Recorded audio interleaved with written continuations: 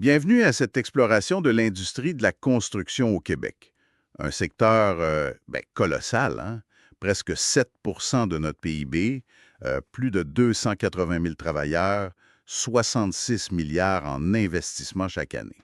C'est énorme. C'est un moteur économique majeur. Exact. Puis ça touche à nos besoins fondamentaux, comme se loger. Mais c'est aussi un géant qui semble un peu tiraillé, non? On a une activité record d'un côté, puis des défis immenses de l'autre. C'est exactement ça le paradoxe actuel. On parle de sommets historiques d'heures travaillées, plus de 210 millions prévus pour 2024, puis on pourrait même battre un autre record en 2025. Une vitalité indéniable sur papier, donc.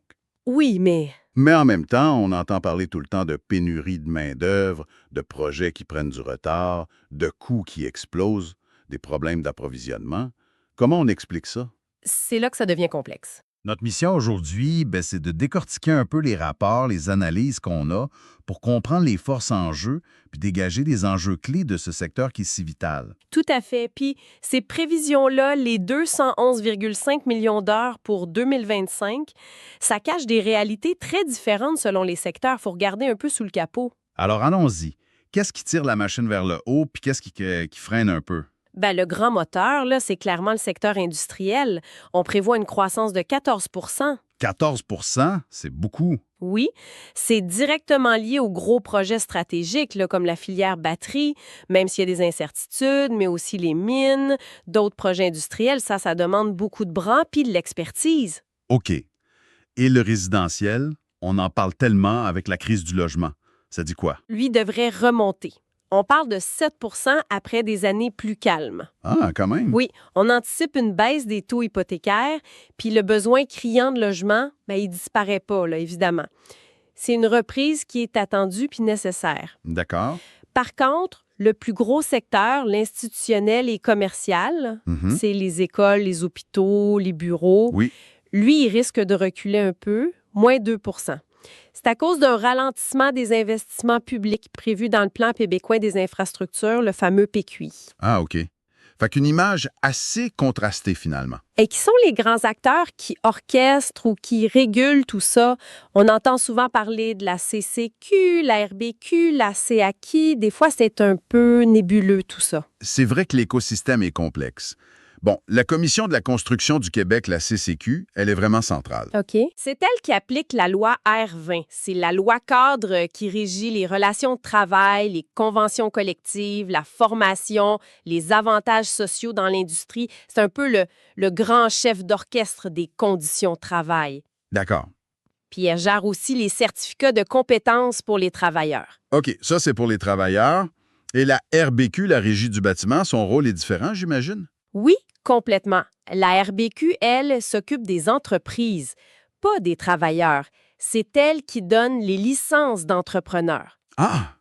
Puis pour avoir cette licence-là, une entreprise doit passer par tout un processus. Il faut prouver sa probité, donner des garanties financières comme un cautionnement, c'est une sorte d'assurance contre les défauts, ou adhérer au plan de garantie pour les maisons neuves, la GCR. Oui. Puis surtout, démontrer ses compétences techniques. Ça peut être par des examens, de l'expérience reconnue. OK. Pour certains métiers très spécialisés, là, électriciens, plombiers, ça passe aussi par leur corporation, la CMEQ, la CMMQ. L'idée derrière tout ça, c'est d'assurer une compétence minimale puis une protection pour le public. Je vois. Donc, CCQ pour les travailleurs, RBQ pour les entreprises. C'est plus clair. Puis du côté des associations d'entrepreneurs. Bon, il y a d'abord l'Association des entrepreneurs en construction du Québec, l'AECQ. Tous les employeurs doivent en faire partie, c'est obligatoire. Ah oui. Oui, elle négocie les clauses communes des conventions collectives, celles qui s'appliquent à tout le monde. Mais le regroupement volontaire qui a le plus de poids, c'est l'Association de la construction du Québec, l'ACQ. L'ACQ, et on l'entend souvent. Exact. Elle représente à peu près 20 000 entreprises, c'est genre 60 des heures travaillées. Puis c'est elle qui négocie pour les patrons dans les gros secteurs institutionnels, commerciaux et industriels. C'est un porte-voix majeur. Beaucoup des pistes de solutions qu'on va aborder viennent de leurs analyses. D'accord. Et face à ces associations patronales, il y a les syndicats, évidemment. Exactement. La loi R20, elle impose aussi l'adhésion syndicale pour les travailleurs. C'est qu'on a un pluralisme syndical avec 5 associations reconnues. 5 quand même. Oui, la FTQ Construction est la plus grosse historiquement, autour de 44 des membres, je crois. Oui, c'est ça. Mais tu as aussi le Syndicat québécois de la construction, le SQC, l'International, la CSD Construction, la CSN Construction. Ils jouent tous un rôle important dans les négos, dans la vie de l'industrie. Il ne faut pas oublier les ordres professionnels, j'imagine. Architectes, ingénieurs. Absolument. L'Ordre des architectes, OAQ, l'Ordre des ingénieurs, OAIQ. Eux, ils encadrent la conception, la surveillance technique des projets. C'est crucial. On voit bien que c'est tout un écosystème avec beaucoup d'acteurs, beaucoup de règles. Est-ce que cette complexité-là, ça contribue aux défis qu'on mentionnait au début? La pénurie de main-d'œuvre, par exemple, ça revient sans cesse. Ah, absolument. C'est le défi numéro 1. Pratiquement tous les acteurs le disent. On parlait de presque 10 000 postes vacants fin 2023, puis la Sécu estime qu'il pourrait manquer 20 000 travailleurs d'ici 2029, si rien ne change. 20 000! C'est énorme! Les conséquences, ça doit être... Bien, elles sont directes. Des retards pour construire les logements dont on a désespérément besoin, pour rénover nos infrastructures, nos routes, nos ponts, puis même pour faire la transition énergétique. Ah oui? Oui, ça demande énormément de main-d'œuvre qualifiée, là. Pour les projets d'Hydro-Québec, la filière batterie, si t'as pas les bras, les projets avancent pas. C'est majeur. Quelles sont les pistes qu'on envisage pour attirer plus de monde ou pour régler ça? Bien, les solutions proposées, elles tournent autour de 2 grands axes. Faire venir plus de monde, puis mieux former ceux qui sont ici. OK. Pour faire venir du monde, on parle d'améliorer l'accès aux travailleurs étrangers temporaires avec le programme PTET. C'est intéressant et Québec utilise très peu ce programme-là pour la construction comparativement au reste du Canada. Ah oui? Des chiffres? Genre seulement 1,2 des permis accordés au Canada pour la construction viennent au Québec, alors qu'on est 23 de la population canadienne. Wow! Il y a de marge. Exact. Fait que la Sécu suggère un programme spécifique pour la construction. Plus rapide, mieux adapté aux besoins de l'industrie. OK, ça c'est pour l'international. Et pour la formation ici au Québec? Là aussi, il y a un gros effort à faire. Faut mieux arrimer la formation professionnelle aux besoins réels immédiats des chantiers. Concrètement, ça veut dire quoi? Ça peut passer par des formations plus courtes, plus ciblées. Une meilleure reconnaissance des compétences que les gens ont déjà acquises sur le terrain, la fameuse RAC, reconnaissance des acquis et compétences. S'assurer qu'on forme dans les métiers puis dans les régions où ça manque le plus. On parle aussi d'intensifier la promotion des métiers de la construction puis de maintenir les aides à l'embauche pour les entreprises. Et une suggestion qui est peut-être un peu plus controversée, non? Sur l'obligation de travailler. Oui, c'est évoqué, l'idée de réfléchir à une forme d'obligation pour ceux qui suivent des formations courtes financées par l'État de travailler un certain temps dans l'industrie après. C'est une piste, disons. Faciliter l'entrée dans l'industrie, donc. Mais une fois dedans, est-ce que c'est facile de bouger? Il y a des enjeux de mobilité à l'intérieur du Québec. C'est un autre point que la Sécu soulève. Des règles historiques, parfois liées aux zones définies dans les conventions collectives, peuvent limiter la capacité d'un travailleur d'une région d'aller travailler facilement dans une autre, même s'il y a des besoins criants là-bas. OK. Lever certaines de ces barrières-là, ça pourrait aider à mieux faire correspondre l'offre et la demande de travail à l'intérieur même du Québec. Logique. Bon, si on manque de bras, la logique voudrait aussi qu'on cherche à être plus efficace avec les travailleurs qu'on a. La productivité dans la construction au Québec, comment ça se situe? Ouf, c'est l'autre gros défi. Le constat est assez dur. La productivité, elle stagne depuis le début des années 2000. Ah oui? Oui, puis elle est inférieure à la moyenne des autres industries au Québec, puis elle est significativement plus basse que dans la construction en Ontario, par exemple. On parle de moins 10,4 en 2022. Moins 10 par rapport à l'Ontario. Oui. Concrètement, ça veut dire quoi? Ça veut dire que la croissance impressionnante de l'activité qu'on voit, elle vient surtout parce qu'on ajoute des travailleurs, pas parce qu'on devient plus efficace. Puis dans un contexte de pénurie. Ben, c'est pas soutenable à long terme. Quelles sont les explications qu'on avance pour cette stagnation-là? La SAQ pointe, entre autres, la rigidité de la loi R20. Avec ses 25 métiers, puis des définitions de tâches qui sont très strictes, ça limite la polyvalence sur les chantiers. OK.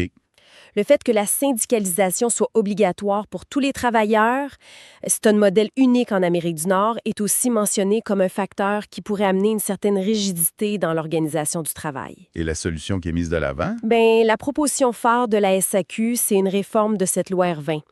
Le but, ce serait d'introduire plus de flexibilité, plus de polyvalence entre les métiers. C'est-à-dire? L'idée, ce serait de permettre aux travailleurs de faire une plus grande variété de tâches qui sont connexes à leur métier principal, pour éviter les temps morts, optimiser l'organisation sur le chantier. J'imagine que c'est un sujet sensible. Oh oui, très sensible.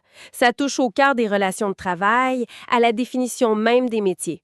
Mais l'objectif affiché par la Sécu est clair, stimuler la productivité. OK. Main-d'œuvre, productivité. Troisième gros morceau, les coûts. On a tous vu les prix des matériaux s'envoler ces dernières années. C'est toujours un problème? Oui, absolument. La pandémie a vraiment brassé les chaînes d'approvisionnement mondiales. On a vu des hausses spectaculaires. Tu parlais des métaux ferreux primaires, là? Plus 70 en un an. C'est fou. C'est énorme. Ajoute à ça des délais de livraison qui s'allongent considérablement.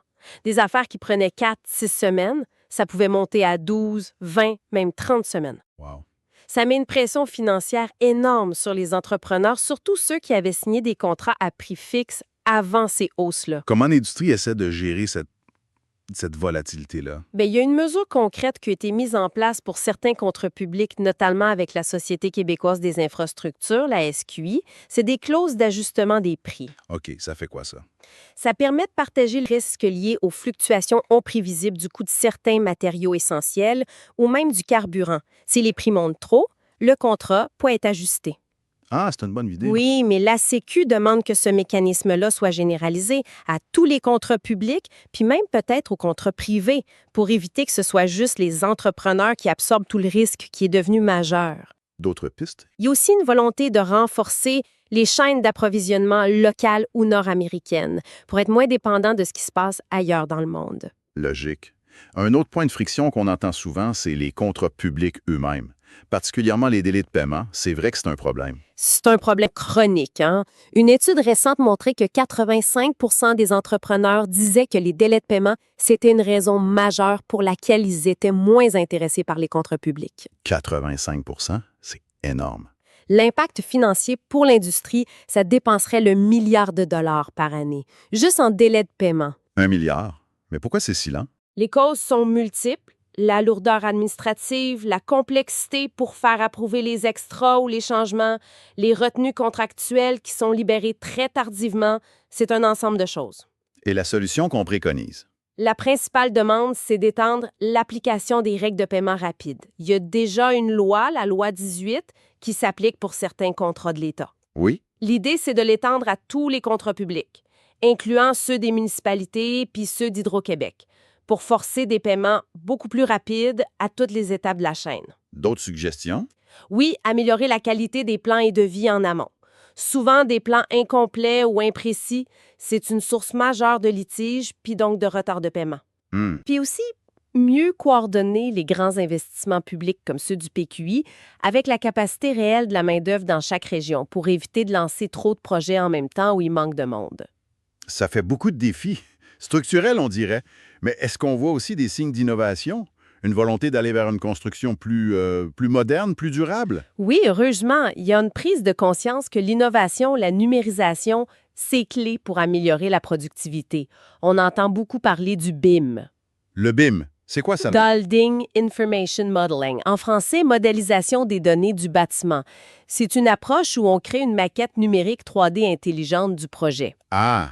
Puis cette maquette-là est partagée par tous les intervenants, architectes, ingénieurs, entrepreneurs. Les avantages? Bien, les gains potentiels sont énormes. Meilleure coordination, moins d'erreurs sur le chantier, on peut optimiser les quantités de matériaux. Certaines études parlent de réduction drastique du temps de gestion puis des reprises de travaux qui seraient nécessaires. Ça a l'air prometteur. Mais est-ce que ça pogne? Est-ce que c'est adopté rapidement? Pas assez vite, selon les experts. La construction, c'est un secteur qui est traditionnellement assez lent à adopter les nouvelles technologies. Il y a peu de recherche et développement à l'interne dans les entreprises. OK. Il y a des initiatives comme IQC 4.0, l'initiative québécoise pour la construction 4.0, qui aident les entreprises à faire leur diagnostic numérique, voir où elles en sont. Mais il faut vraiment accélérer la cadence. Fait que la SCQ demande quoi? Plus de soutien du gouvernement pour accompagner cette transition numérique, notamment en simplifiant les crédits d'impôt à la R&D qui sont jugés trop complexes pour le secteur, puis aussi soutenir l'exploration de l'intelligence artificielle dans la construction. L'IA dans la construction, intéressant. L'autre grand virage qu'on attend, c'est celui de la durabilité. La construction, ça a quel impact sur l'environnement au Québec? L'impact est considérable. Le secteur du bâtiment, c'est un très grand consommateur de ressources, d'énergie. C'est aussi un générateur important de gaz à effet de serre. À peu près 12 % des émissions canadiennes viennent des bâtiments. 12 Oui. Puis un autre enjeu majeur, c'est les déchets, les résidus de construction, rénovation et démolition, les CRD. On en fait quoi de ces déchets-là? Passé, le taux de recyclage et de réutilisation de ces matières au Québec était très bas, autour de 24 % en 2021, alors que l'objectif de Recycler Québec, c'est 70 % de valorisation. Oui, il y a une grosse marge de progression, là. Immense. Quelles sont les pistes pour améliorer ce bilan-là? Ça passe par plusieurs leviers. D'abord, investir en recherche pour trouver des façons de valoriser les matières qui sont difficiles à recycler aujourd'hui, comme le gypse, le verre plat. Ensuite, créer des incitatifs financiers pour que les entreprises trient mieux leurs résidus directement sur les chantiers, puis qu'elles utilisent des centres de tri qui sont performants. OK. Puis il faut aussi encourager la construction et la rénovation éco-énergétique, même si ça coûte plus cher à court terme. La SCQ estime que ça coûte 10-15 % de plus. Des aides financières ciblées pourraient aider à accélérer ce virage-là. Et la santé et sécurité dans tout ça, on en parle peut-être un peu moins, mais c'est crucial sur un chantier. Très juste. Les accidents de travail, ça reste trop nombreux. Ça a un coût humain terrible, évidemment, mais aussi un coût économique important. Ça affecte les délais, la productivité. Qu'est-ce qu'on propose pour ça? La Sécu plaide pour un plan d'action qui serait basé sur des données précises pour mieux cibler les interventions de prévention. Elle suggère aussi un crédit d'impôt pour encourager les entreprises à acheter des technologies qui améliorent la sécurité. Comme quoi, par exemple? Des exosquelettes pour réduire les troubles musculo-squelettiques ou des robots pour faire les tâches qui sont particulièrement dangereuses. Intéressant. On a couvert beaucoup de terrain, là. Les défis, les pistes d'avenir. Pour rendre ça peut-être plus concret, pour qu'on saisisse bien comment tous ces enjeux-là se manifestent sur le terrain, peut-être un bref rappel de qui fait quoi exactement sur un chantier. Ça pourrait être utile. Bonne idée. C'est essentiel pour comprendre les dynamiques. Si on simplifie un peu, là, t'as d'abord le donneur d'ouvrage. C'est le client, le propriétaire. C'est lui qui définit le besoin, qui finance le projet. OK, le boss. En quelque sorte. Ensuite, tu as l'équipe de conception, principalement les architectes et les ingénieurs. Eux, ils traduisent le besoin en plan, en devis détaillé. L'architecte, l'ingénieur, quelle est la différence de rôle, en gros? Souvent, l'architecte a une vision plus d'ensemble. Il coordonne le design général.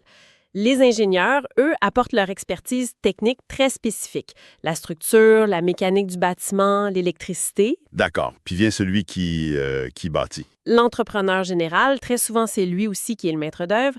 Il prend la responsabilité globale de l'exécution des travaux sur le chantier. OK. C'est lui qui gère les coûts au quotidien, les échéanciers, la qualité, puis très important, la sécurité. Il doit avoir un programme de prévention sur le chantier. Puis il fait souvent appel à des entrepreneurs spécialisés, les plombiers, les électriciens, etc., comme sous-traitants. Et qui s'assure que les plans sont bien respectés et que le travail est bien fait. Ça, c'est le rôle de l'équipe de surveillance. Souvent, c'est des ingénieurs ou des technologues. Ils inspectent les travaux, ils vérifient si c'est conforme au plan et au devis. Ils sont là tout le temps? Ça dépend des projets, mais ils font des visites régulières. Ils documentent l'avancement, ils gèrent les aspects techniques s'il y a des changements. Leur rôle est vraiment crucial pour la qualité finale de l'ouvrage. On voit que ça fait beaucoup de monde. Oui. Puis la clé du succès, c'est vraiment la collaboration puis la clarté des mandats entre tous ces acteurs-là. Beaucoup de problèmes de délai ou de coûts viennent de lacunes de communication ou de responsabilités qui étaient mal définies au départ. C'est très clair. Si on essaie de synthétiser tout ça, on a donc une industrie de la construction au Québec qui qui tourne à plein régime, qui est absolument essentielle, mais qui est confrontée à des défis majeurs qui freinent son potentiel. C'est ça. Trouver et garder sa main-d'œuvre, améliorer une productivité qui stagne, gérer des coûts et des approvisionnements qui sont volatiles, puis naviguer dans un environnement réglementaire et contractuel qui est assez complexe. Exactement. Mais c'est aussi une industrie qui est vraiment à la croisée des chemins.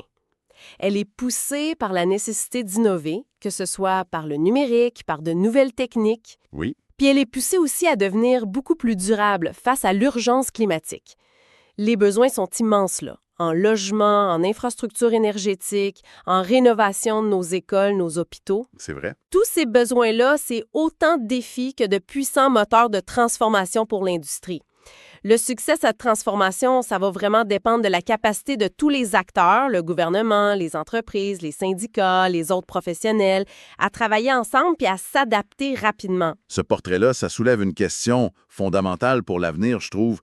On doit construire et rénover énormément pour répondre aux besoins de logement, de santé, d'éducation, pour réussir notre transition énergétique. Il n'y a pas le choix. Non. Mais on doit le faire en étant plus productif, en maîtrisant des coûts qui flambent, puis surtout en réduisant drastiquement notre impact sur l'environnement. Comment l'industrie va réussir à concilier ces objectifs qui semblent parfois contradictoires? C'est le défi central.